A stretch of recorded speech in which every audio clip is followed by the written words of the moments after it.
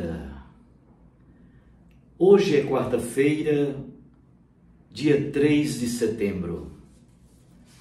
Nós estamos na 22ª semana do Tempo Comum.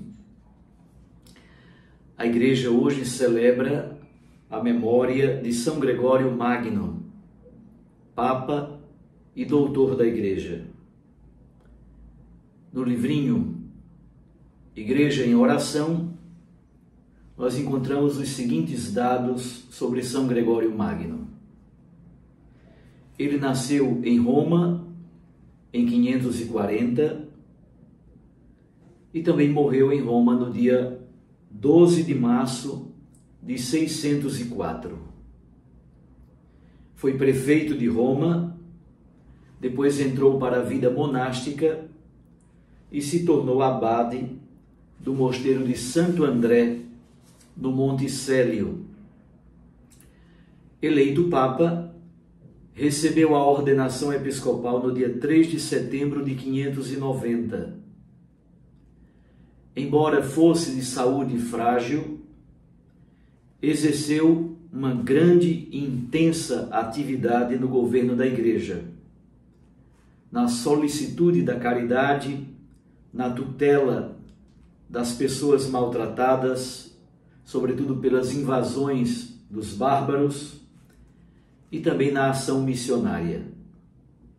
Autor e legislador no campo da liturgia e do canto sacro, elaborou um sacramentário que traz o seu nome e constitui o núcleo fundamental do missal romano. Deixou escritos de caráter pastoral, moral, homilético e espiritual. Estes seus escritos formaram várias gerações cristãs, especialmente na Idade Média. O evangelho de hoje é de Lucas, capítulo 4, versículos 38 a 44. Naquele tempo, Jesus saiu da sinagoga e entrou na casa de Simão. A sogra de Simão estava sofrendo com febre alta e pediram a Jesus em favor dela. Inclinando-se sobre ela, Jesus ameaçou a febre e a febre a deixou. Imediatamente, ela se levantou e começou a servi-los. Ao pôr do sol, todos os que tinham doentes atingidos por diversos males, os levaram a Jesus. Jesus colocou as mãos em cada um deles e os curava. De muitas pessoas também saíam demônios gritando: Tu és o Filho de Deus.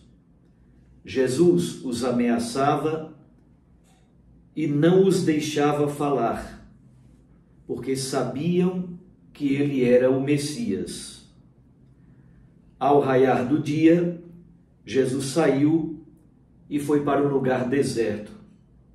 As multidões o procuravam e, indo até ele, tentavam impedi-lo de que os deixasse.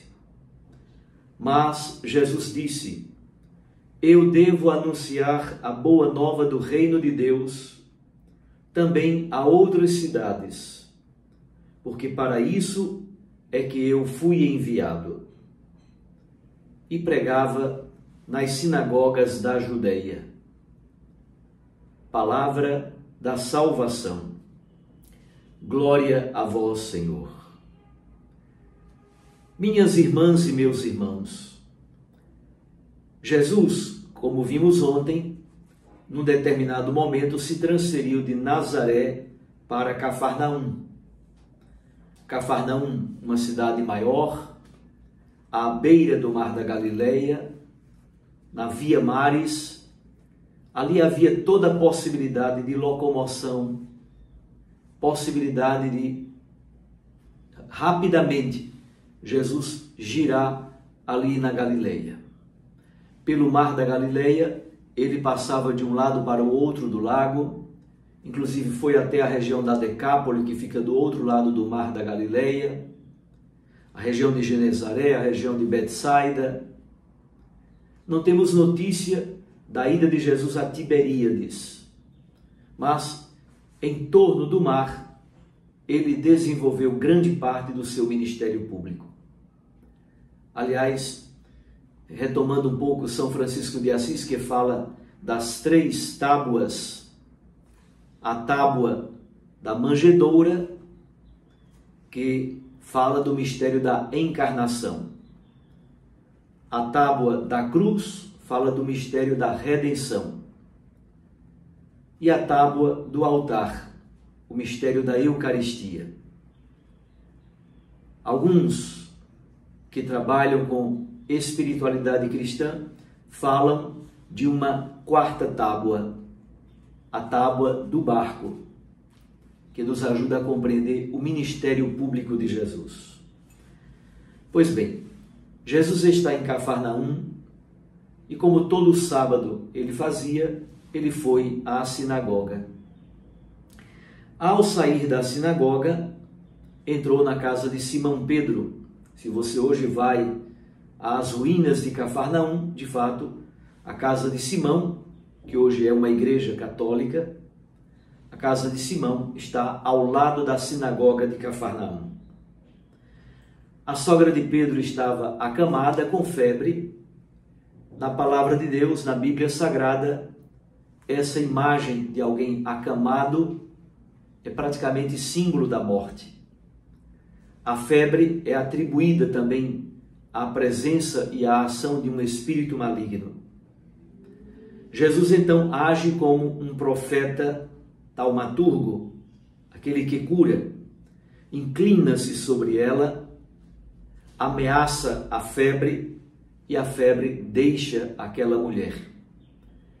É bonita a expressão seguinte: ela se levantou e começou a servi-los. O verbo levantar-se tem uma vinculação direta com a ressurreição.